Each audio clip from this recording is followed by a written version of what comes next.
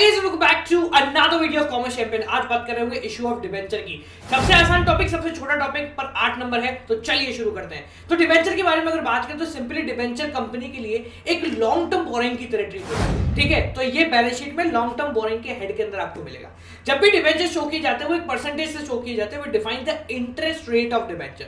अब जब इंटरेस्ट की बात चली है तो हम इंटरेस्ट को कैलकुलेट भी हैंड टू हैंड कर ही लेते हैं। जब भी हमें डिबेंचर पे इंटरेस्ट देना होगा तो कंपनी उसके लिए एंट्री करती है debenture interest to debenture holder for making interest due, और जब इंटरेस्ट की पेमेंट करनी होती है तो simply debenture holders to bank.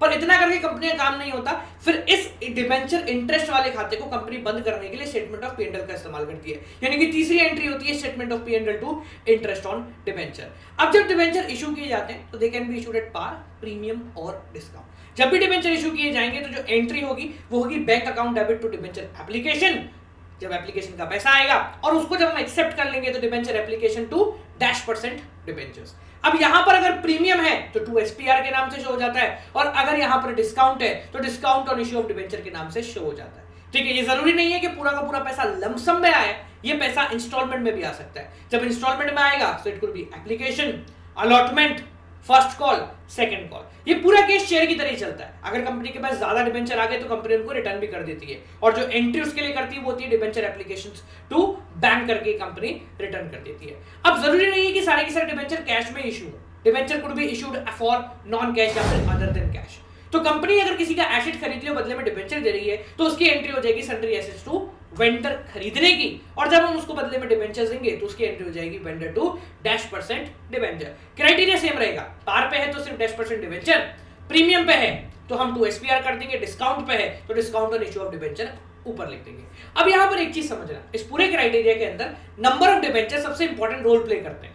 इसके लिए हमें जब भी अदर देन कैश का कॉन्सेप्ट आएगा हम नंबर ऑफ डिबेंचर कैलकुलेट करेंगे। अब नंबर ऑफ डिबेंचर कैलकुलेट करने का तरीका बहुत आसान है। आप purchase consideration divide by face value plus premium minus discount का यूज करके इसको कैलकुलेट कर सकते हैं। ये कैलकुलेट करना बहुत जरूरी है क्योंकि जब तक नहीं करोगे काम नहीं बनेगा। अब जब भी डिबेंचर इशू किए जाते हैं ये कंडीशन के साथ इशू किए जाते हैं कि 5 साल बाद 10 साल बाद इनको रिडीम किया जाएगा, which are known as redeemable debenture. तो रिडीम करने का मतलब क्या है कि 5 साल बाद इनकी रीपेमेंट होगी। तो जब डिबेंचर की रीपेमेंट होती है तो it could be repaid at par or premium. Redemption कभी भी डिस्काउंट के ऊपर नहीं होता है, तो रिडम्पशन के लिए हम एक रिजर्व क्रिएट कर देते हैं, that could be loss on issue of debenture या फिर प्रीमियम ऑन रिडम्पशन। तो अगर तुम्हारा डिबेंचर प्रीमियम पे रिडीम हो रहा है तो हम नॉर्मल एंट्री में 2 और अकाउंट ओपन कर देते हैं, एक खोलते हैं डेबिट साइड, एक खोलते हैं क्रेडिट साइड। जो डेबिट साइड अकाउंट खोला जाता है वो खुलता है loss on issue of debenture के नाम से, और जो क्रेडिट साइड खोला जाता है वो खोला जाता है प्रीमियम ऑन रिडम्पशन के नाम से, ठीक है। अब एक बात को समझना, आपके जितने भी लॉसेस हैं जैसे discount on issue of debenture जो कि डिस्काउंट पर डिबेंचर इशू करने में होता है, loss on issue of debenture जो कि तुम्हारे प्रीमियम पर रिडेम्पशन करने का होता है, ये सारे राइट ऑफ होते हैं साल के अंत में।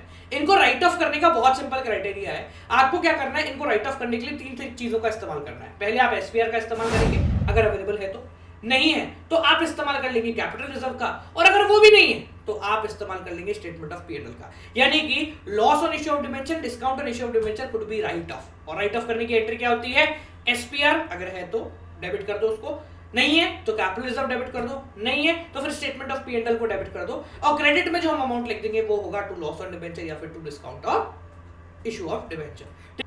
डिबेंचर्स का एक और रोल होता है, वो एज अ कोलेटरल सिक्योरिटी भी इशू की जाती है। कोलेटरल सिक्योरिटी का मतलब क्या है, बड़ा सिंपल है। जब कंपनी किसी भी चीज को लेने के लिए लोन लेती है, किसी भी चीज के लिए लोन ले रही है, तो वो सबसे पहले एक बिल्डिंग रख पाएगी, बट जस्ट बिकॉज बिल्डिंग की वैल्यू हो सकता है फ्लक्चुएट हो जाए तो बैंक एक कोलेटरल सिक्योरिटी के फॉर्मेट यानी कि सेकेंडरी सिक्योरिटी के फॉर्मेट में आपसे डिबेंचर्स भी ले लेता है। वो डिबेंचर कंपनी एक्चुअल में इशू नहीं कर रही है, बस बैंक के पास रखवा रही है ताकि इन केस कुछ भी गड़बड़ होती है तो बैंक के पास एक सेकेंडरी सिक्योरिटी अवेलेबल है।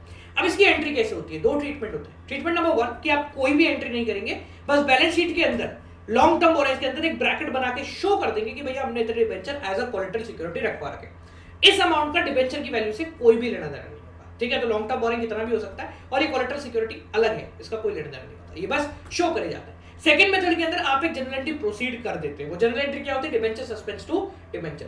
बैलेंस शीट के अंदर इसका ट्रीटमेंट थोड़ा सा अलग हो जाता है, हम लॉन्ग टर्म बोरिंग में ऐड भी करते हैं और लेस भी करते हैं, ठीक है। नेट वैल्यू इसकी 0 ही रहेगी क्योंकि हम एक्चुअल में डिबेंचर्स नहीं दे रहे, हम सिर्फ इसकी पेमेंट कर रहे हैं, हम सिर्फ रखवा रहे हैं उन डिबेंचर्स को। ठीक है, जब आप डिबेंचर वापस ले लोगे तो रिवर्स एंट्री करके खत्म कर देना। ये सब लिए जाते हैं बैंक से लोन लेने के, जो बैंक टू बैंक लोन की एंट्री भी हो जाती है।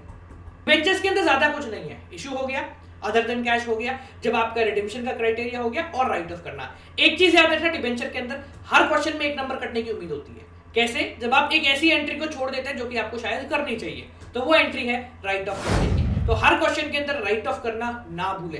अगर आपने राइट ऑफ नहीं किया तो फोकट में तुम्हारे नंबर को काट लिया जाएगा, और एक एक नंबर हमारे लिए जरूरी है, एक भी नंबर कटना नहीं चाहिए बालक, क्योंकि हम तैयारी कर रहे हैं पूरे मार्क्स लाने की। इस तरीके से इस चैनल के ऊपर सारी वीडियोस अवेलेबल, 5 मिनट के अंदर उनको जाके फटाफट से देख लो। और एक्सपेक्टेड पेपर आ रहा है, so get ready for it. मिलते हैं पेपर वाले दिन सवेरे 6 बजे exact. Till then guys keep on watching.